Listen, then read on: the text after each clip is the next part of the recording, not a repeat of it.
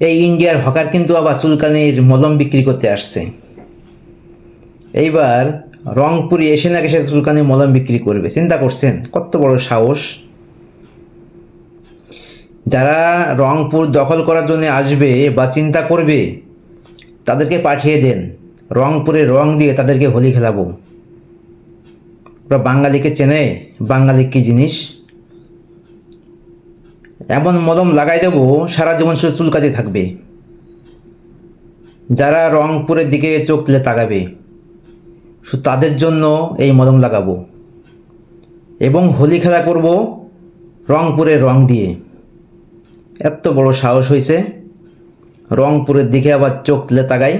তাই বাংলাদেশের উপরে নজর দিবে, কুনজর দিবে, তাদেরকে রংপুরের রং দিয়ে হোলি খেলাবো। সবাই সচেতন হন, সবার জন্য অনেক অনেক শুভকামনা রইল। আল্লাহ হাফেজ।